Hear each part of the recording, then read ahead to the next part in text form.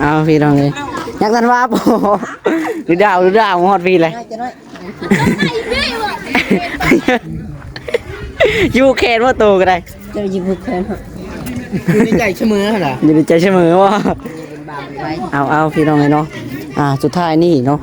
น้องหลากมัดแขนอย่างเรียบร้อยเป็นเงินมัดแขนกับเป็นเงินของทางแม่อ้อยเพิ่นพี่น้องเลยทางแม่อ้อยเพิ่นฝากมาเนาะแต่ถ้าน้องหลากกับบ่ฮู้ดอกว่าเพิ่นฝากมาให้มัดแขนบ่ฮู้ได้ถ้าพอบ่ท่วงกับบ่จักแล้วพี่น้อง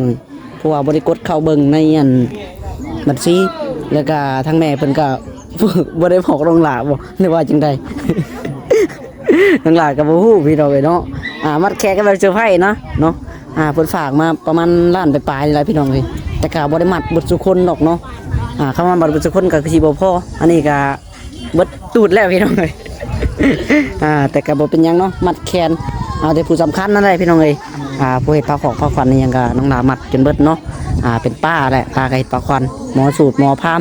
เนาะมัดจนเบิดทางผู้หลักผู้ใหญ่เพิ่นในหันก็ไหลมัดอยู่เนาะ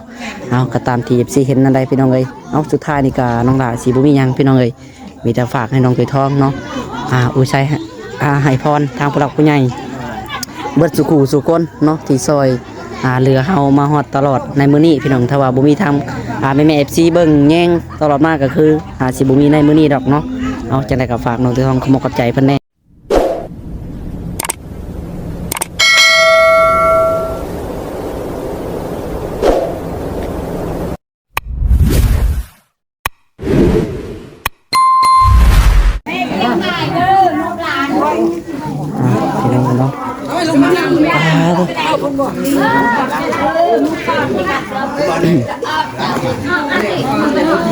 เดี๋ยวป้าเด้อหัวเด้อ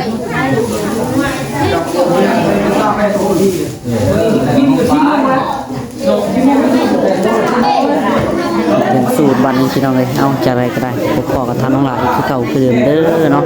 ทักทายสบายดีแม่ๆซีอีกเทื่อพี่น้องเลยต่อกันที่พี่2พี่น้องเนาะคลิปเมื่อเช้านี่เป็นคลิปเฮพี่น้องวันนี้เตรียมสูตรบันนี้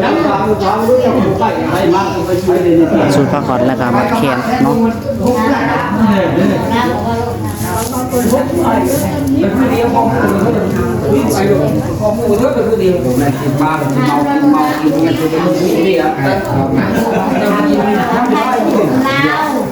พี่น้องรู้ว่าซ้อมได้เราได้เรื่องเราก็จะเปิดนะค่าเดียวแต่ชงเส้นค่าเดียวชงค่ากับชงเส้นทุกคนเลื่อนในทุกวันเรา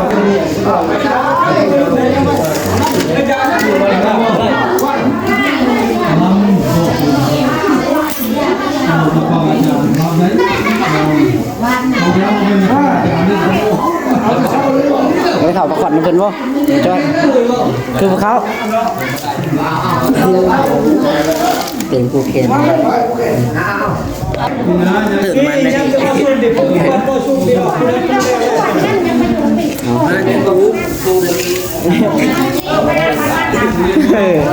โอ้ยบุกเกี่ยวกันเอาว่าเราใช่ใช่คลิปกันนี่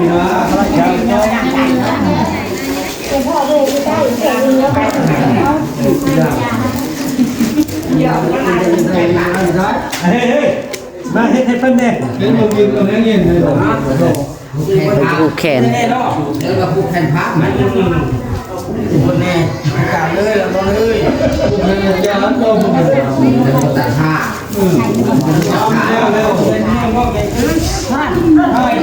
ต่ำเชี่ยง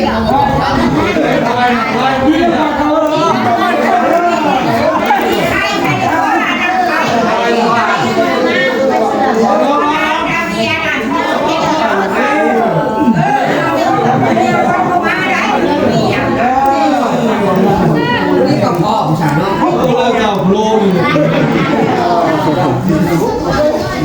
ทางดำเราได้ใส่ไปรวมด้วยมาแล้วตาลมาแล้วผมไปจอกไฟถึงมาก่อนลำแต่แล้วอะไรก็ไม่มาจอกพวกไปได้อะไรแม่ ไปเสียง มาเลยบอกยังอยู่ ไปเสียงเลยชมมาของเก่าเรื่องกับไผ โอ้ยลมเลยเนาะ ไปเสียอะไรนั้นสิการรถติดเข้าสิการมันเป็นหนัก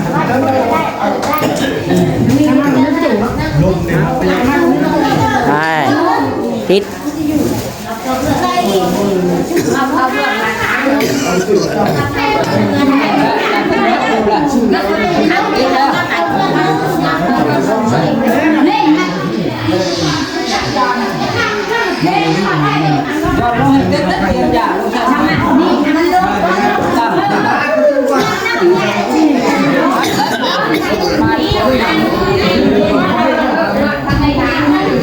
ข้างกับบ้านนึงเลย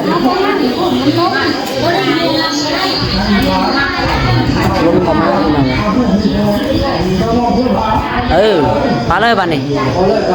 ได้แล้ว พี่จะกันไก่พี่เข้าไม่เป็นมันเชื่อเลยดังเลยเชื่อเลยแปลละกินละแปลโอเคติดแล้ว มาหม้อไหมเอ๊ะยังเห็นผ่านแทนนี่ผ่านแทนนี่น่ะสองคนนี่กับมาเลยเจ้าสองคนน่ะมาหม้อ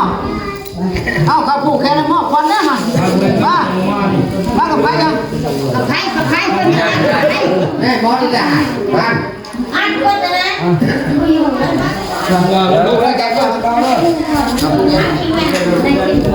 เอายินว่าบนนวลไหนกันไปกิน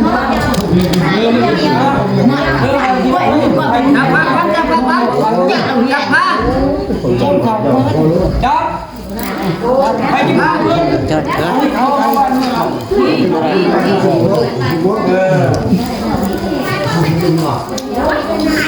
ลงทีเลย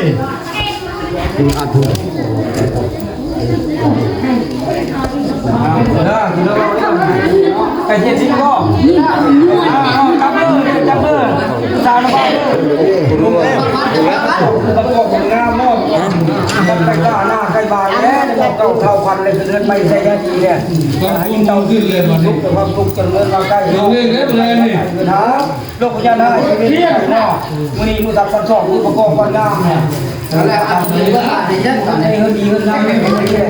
เออเรื่องอะไรเนี่ยมันมาที่มือโดนเรารับในเจ้าเงินวัดเนี่ยมันก็ไม่รู้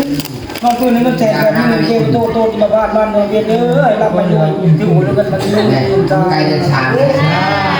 ลูกเราความรู้เลยนะ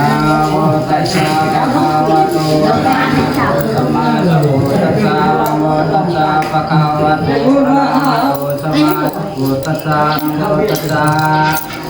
ภะคะวะโตอะระหะโตสัมมาสัมพุทธัสสะ เห็นมาเลยรอรถมาเยอะเนาะตัวนี้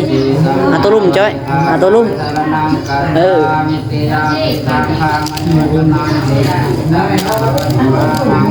ด้กับกูเลยนี่เจ็ดโลนี่ฮะเจ็ดโล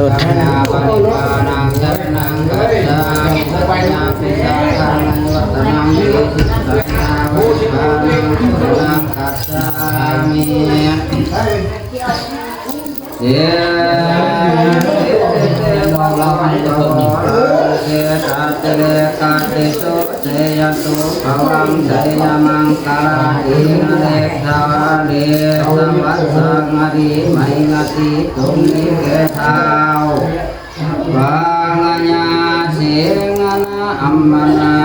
เสียงเดียญาตลาสักกุมมาให้สุขสัมมาลตาดองมาเท่าทั้งพันยาทั้งบุตรเรียลุเตาขอให้งาได้เป็นเจ้าเป็นใหญ่แก่กว่าคนทั้งหมดติ่งสบายธรรมะเลิศกาเตียวมาเกิดกางนาหงทางเลีงาผลเลีงาไผ่หน่อยใหญ่ อายุมาได้จากเสียงวังขอให้งามีอายุยืนในน้ำขอมาหอยขอให้งาได้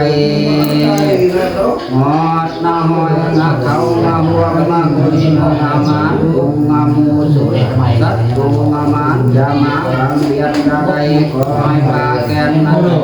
ตัดโลมโตระยานโลมาลาโจมวันลานเจ้าขึ้นในกระสุนวันลานเจ้าขึ้นในกวางเสียมือเนี่ยแม่มาเสียจีมีแม่มือกำมันในเจ้ากำมันปาแกนในเจ้ากำมันวางเวทปากันในเจ้ากำมันกวางกำเรือกำมันหวังยังเดือนนาทีในเจ้ากำมันยิ่งกว่าอากาศนาสูงกำมันอาจารย์ใส่ตัวแกงไอ้เจ้ากำมันยิ่งกว่างามนุ่มเครือเขางามหวังงามเดือนนาทีให้เจ้ากำมันยิ่งกว่าเสาที่ลุงเราบาดยังอาเทนบาดยังพุทธปามณีสง่าหมอเท่ามาว่าเมื่อสักแก่นาทีว่าหมดเจ็บเจ็บคนเจ็บของบุตรนามาเชิญเชิญคนอยู่เลยพุทธลามานังนา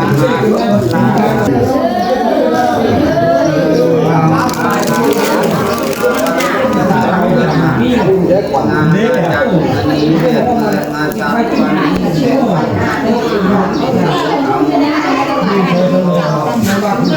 โอ้หน่วยงานนี้หาเงินโตไปงานขันกันไม่หากันไม่หาเลี้ยงเรางานแก่โตไปงานเลี้ยงที่มานี่จะบ้านวันนี้แม่วันวันนี้คนจะคนจะวันวันแก่มาจะมาไปจนจะทำว่าทำนี่ก็พวกเราเลี้ยงซอยทำงานมาหน่อยนะ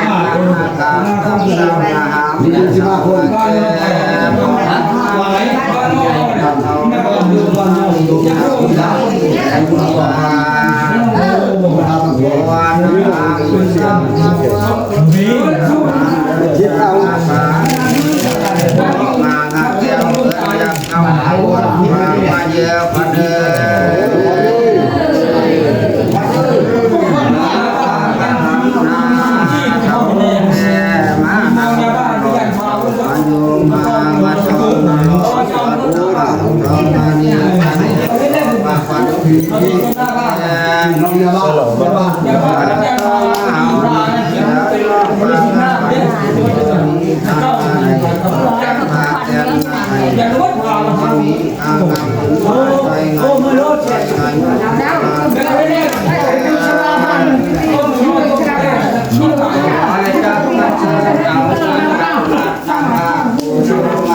ไปงานม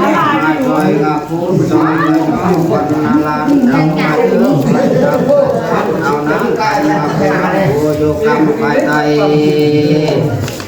มาจอยกับผู้จอยกับน้องคนนาลานเจ้ามาเยอะคอยทำมาเชื่อเอาน้ำจับมาเป็นผู้มาเจ้ามาเถ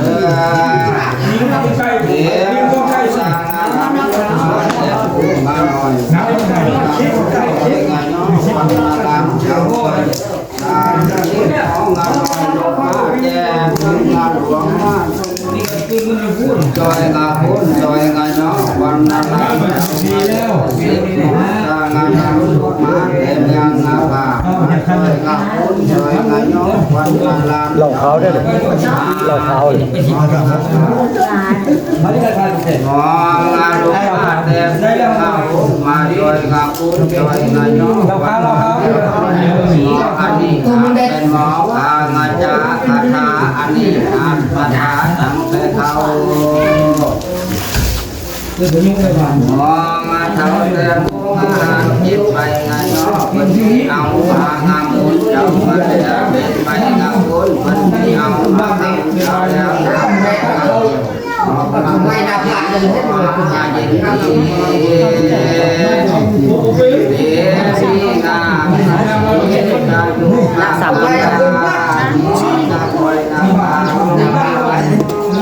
เขาฮะเข็มไหมฮะ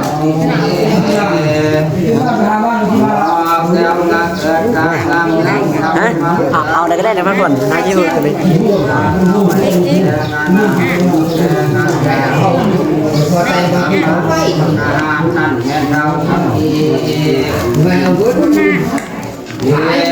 มา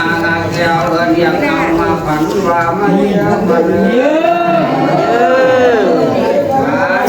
มาไปเราโยมคนในโยมเลยที่ว่าเราจะเลื่อนไปไม่ต้องไปไหว้เราโยมไม่ไหว้เก็บเด้อกันเด้อคือไม่ได้จะดีอะไรคือให้กว้างให้กว้างเลยคำพูดขึ้นมาเป็นพูดเดียวนอนรับมันจะได้เงินพันนอนพันได้จะได้เงินหมื่นนอนปีนี้ก็มีโทษให้อย่ามาบ้านให้ยังเก็บของเทียจะไปให้ดีไกลแล้วก็ขโมยเก็บปีเลยมาที่ตาที่เด็กไปก็ต้องได้ยืนมาเป็นส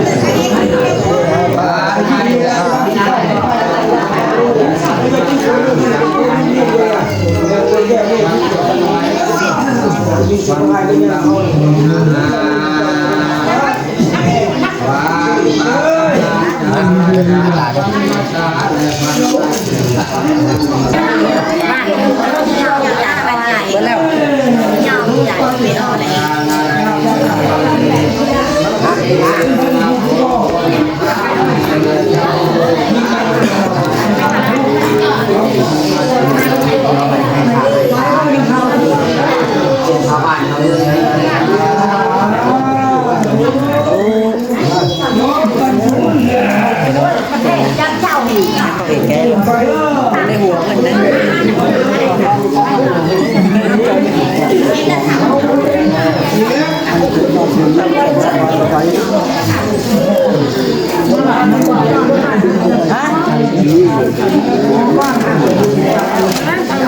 เป็นของเรื่องก่อน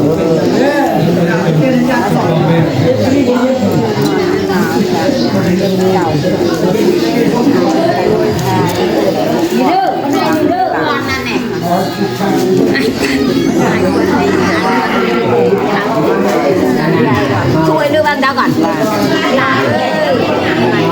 มีเลขยาวเลยตายปีเก่าตอนหับปีใหม่มันอย่าลำลูกเลยจะดีต่อไปเงินไหลเอาช่องไหลเขาเจ้าไปมันเป็นยาให้มีอยู่วันโน้นด้วยกันพลังเยอะมันเงินมีโอกาส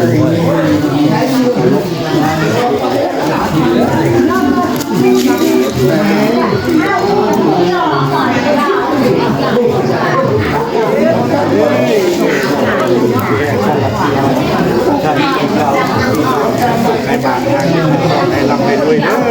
ให้เจ้าอยู่ดีๆแห้ง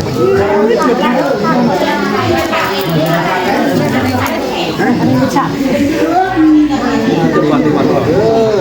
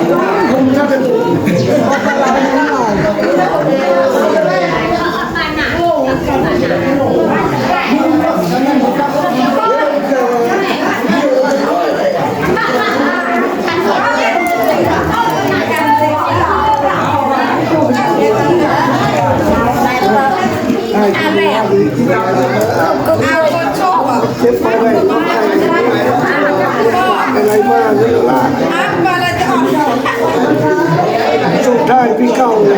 เชี่ยวพี่ใหม่ได้แล้วพี่ใหม่น้องก็สบายแล้วก็นี่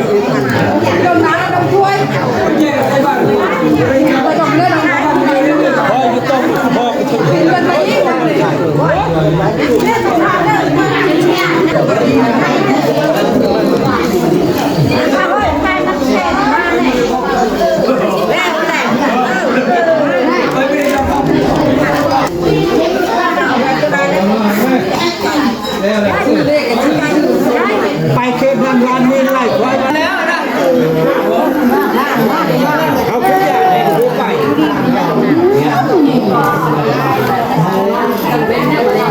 พวกข้าควายให้พวกอยู่หน้าก็ไม่นะขับแหละแล้วไล่ควายมาพอท่านแล้วโยกขึ้นใหญ่เดี๋ยวป่าเลย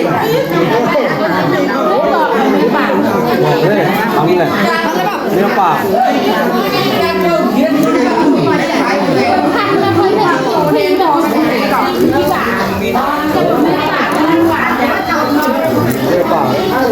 ไม่ต้องไม้อะไรไม่ต้องไม้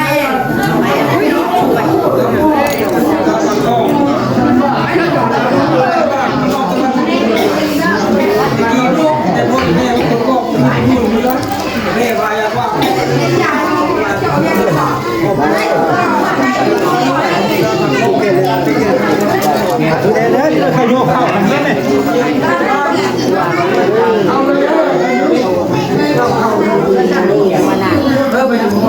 คนรวย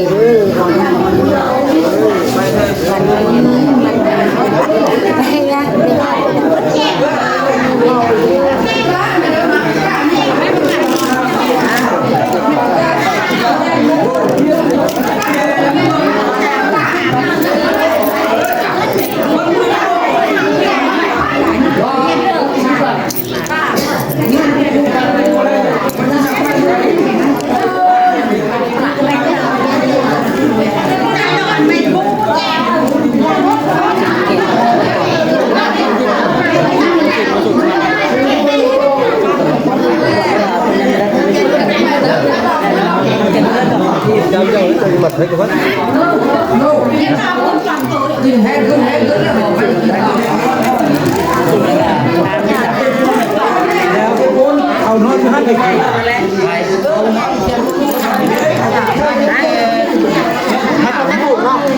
ให้คนได้ผูกขายเนาะหรือว่าผูกเองเนาะ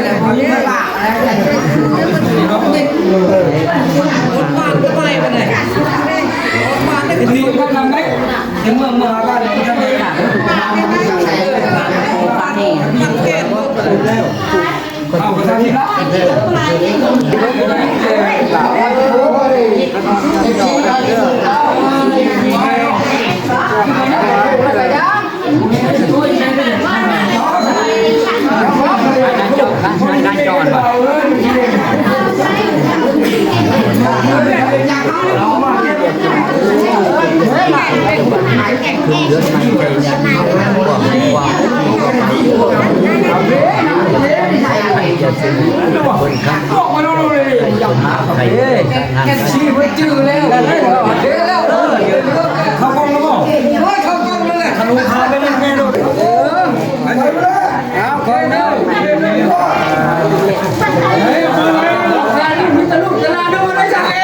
จึงได้จึงได้ผมไปนี่ได้วันเดียววันนี้คุณนาทำแก่คุณจื้อวันนี้คุณนาชูคุณก็จื้อชาคนนี้คุณจึงได้แล้วทำงานได้ใส่ก็ไม่กล้าเลยเ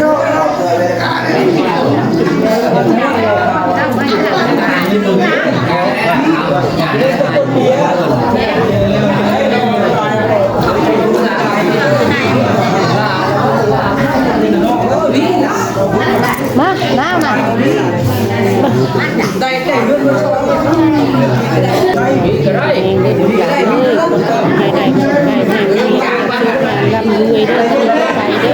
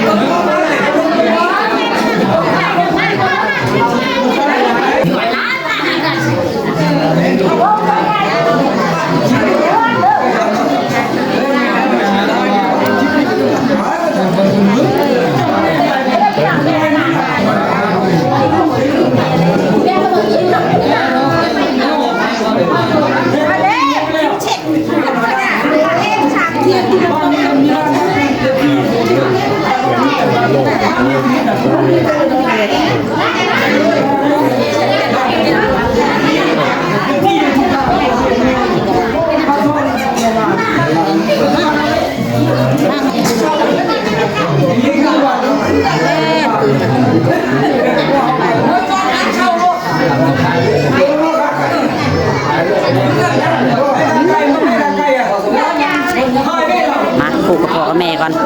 คุยพ่อแม่แล้วก็สิ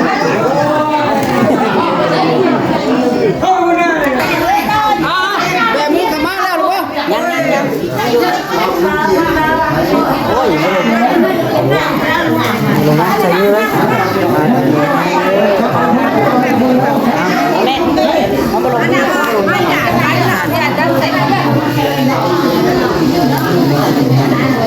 ยังมาเร็วป่ะถ้วยว่าได้มาจังใส่มือเอายังบ้าแบบนี้นั่นละได้นะมัดแขนได้ไหมไม่ทำมัดให้ทำไมเอามัดให้นะ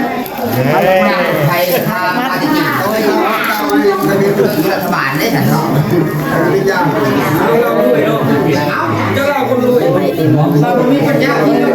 แบบมือเข้ามาเด้อขออนุญาตเด้อขออนุญาตปากคำเด้อรวยจริงๆแบบนี้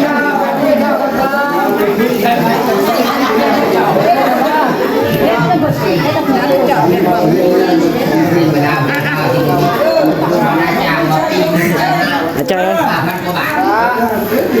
ตอกเหตุเจ้าเอื้อนที่คนกระบอกเองเราตอกเหตุเจ้าเอื้อนพายคนกระบอกพายปล่อยจริงไปเอาพันทำมาว่าจับปากขวัญจับปากขวัญ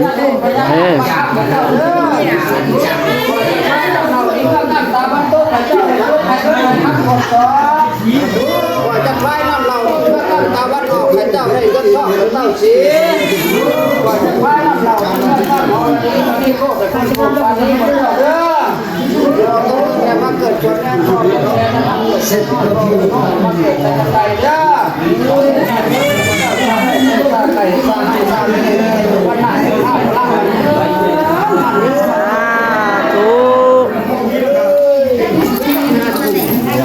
กินต้องเห็นว่าแห้งนี่เลยเนาะแล้วบ่บ่นี่บ่พอแล้วบ่หรือยังฮะมัดแขนนะเบามาไหมยังได้ยังเลยอยู่ได้มัดแขนนะเบาป้าป้าเป็นปลาขวัญเด้ตรงทางไก่บ่ครับสิบวัน กี้มันนั่งชุ่มนี่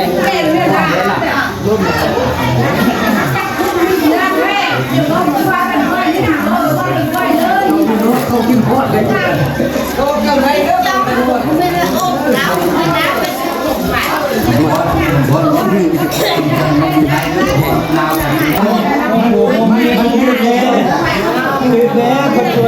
เป็นได้มือข้างไก่เนาะไว้ในนี่แหละบ่ได้ครับเป็นบ่รอมัดพี่น้องมัดพยางทางคนละพยายเพิ่นน้องหลานยังน้าเบ้าสิมัดน้าเบ้ากับป้า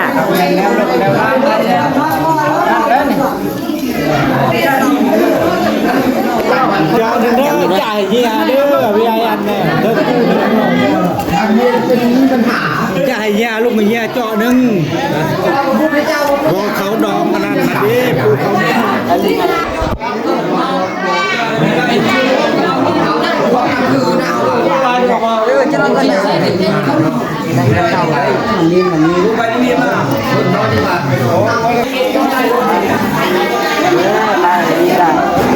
พูดป้ามามัดในคือมาขวางป้า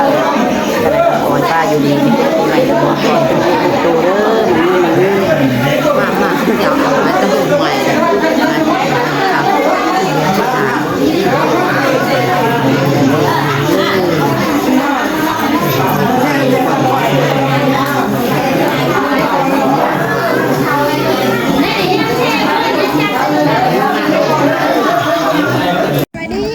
เอาพี่น้องเลยยักษ์ทันว่าปู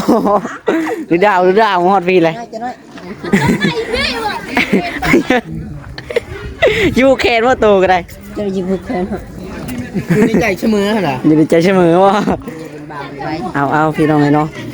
สุดท้ายนี่เนาะน้องหลากมัดแขนอย่างเรียบร้อยเป็นเงินมัดแขนกับเป็นเงินของทางแม่อ้อยเพิ่นพี่น้องเลยทางแม่อ้อยเพิ่นฝากมาเนาะแต่ถ้าน้องหลากับบ่ฮู้ดอกว่าเพิ่นฝากมาให้มัดแขนบ่ฮู้ได้ถ้าพอบ่ท่วงกับบ่จักแล้วพี่น้องเพราะว่าบ่ได้กดเข้าเบิ่งในอันบัญชีแล้วก็ทางแม่เพิ่นก็บ่ได้บอกน้องหลาบ่หรือว่าจังได๋ น้องหลากับบ่ฮู้พี่น้องเอ้ยเนาะมัดแขนก็แบบเซอร์ไพรส์เนาะเพิ่นฝากมาประมาณล้านปลายๆนี่แหละพี่น้องเอ้ยแต่ก็บ่ได้มัดเบิดทุกคนดอกเนาะคำว่ามัดเบิดทุกคนก็สิบ่พออันนี้ก็เบิดตูดแล้วพี่น้องเอ้ย แต่ก็บ่เป็นหยังเนาะมัดแขนเอาแต่ผู้สำคัญนั่นแหละพี่น้องเอ้ยผู้เฮ็ดปลาขอกปลาขวัญนี่ยังก็น้องหลามัดจนเบิดเนาะเป็นป้าแหละป้าก็เฮ็ดปลาขวัญหมอสูตรหมอพามเนาะมัดจนเบิดทางผู้หลักผู้ใหญ่เพิ่นในหันก็ไหลมัดอยู่เนาะเอาก็ตามที่ FC เห็นนั่นได้พี่น้องเอ้ยเอาสุดท้ายนี่ก็น้องหลาสิบ่มีหยังพี่น้องเอ้ยมีแต่ฝากให้น้องไปท้องเนาะอุชัยให้พรทางผู้หลักผู้ใหญ่เบิดสุขสุขคนเนาะที่ซอยเรือเฮามาฮอดตลอดในมื้อนี้พี่น้องถ้าว่าบ่มีทางแม่ FC เบิ่งแย่งตลอดมาก็คือสิบ่มีในมื้อนี้ดอกเนาะเอาจังได๋ก็ฝากน้องที่ท้องขมกกับใจเพิ่นแน่ขอบคุณทางแม่อ้อยที่ฝากเงินมาจำนวนนี้ที่ช่วยเหลือพวกลูกๆตลอดมาก็ขอให้แม่อยู่ดีมีแห้งความเจ็บให้ได้ความไข่บ่ให้มีแม่ปรารถนาสิ่งใดก็ขอให้แม่ได้เรื่องปรารถนาแม่ให้ลูกมาสันใดก็ขอกลับไปหาแม่ร้อยกาบรรเทาเด้อสาธุพี่น้องเนาะขอบคุณทางผู้ใหญ่ใจดีที่เข้ามาช่วยเหลือน้องที่ท้องหรือว่าบ่แม่นแต่ว่าแต่แม่อ้อยเนาะแต่ว่าแม่อ้อยพี่น้องหลายผู้หลายคนขอบคุณทาง FC นำที่เข้ามารับชมโดยทุกคนอยู่ดีมีแห้งความเจ็บบ่ให้ได้ความไข้บ่ให้มีปรารถนาสิ่งใดก็ขอให้ได้สิ่งนั้นเด้อเนาะสาธุพี่น้องเอ้ยตื่นเต้นน้องๆตื่นท้องพี่น้องเอ้ยโตเพื่อเฮาสิได้สำนี้ก็บ่ได้แม่นง่ายๆพี่น้องเอ้ยท่านนั้นก็กำลังซื้อในอยู่แนวกินอยู่พี่น้องจังไดก็ขอขอบคุณใจหลายๆเนาะดีใจพี่น้องเอ้ยเนาะที่ฮอดในมื้อนี้พี่น้องเอ้ยทางน้องหลาก็ได้เต็มแขนคือกันเอาจังไดก็อยู่ดีมีแรงสุขคนพี่น้องเนาะเอาสิขอโตไปก่อนพี่น้องบ๊ายบายบัดนี้ขอเวลาส่วนตัวได้พี่น้องมื้อนี้เนาะนางลินวอลหูมูลขมูกันเนาะเอาบ๊ายบายบัดนี้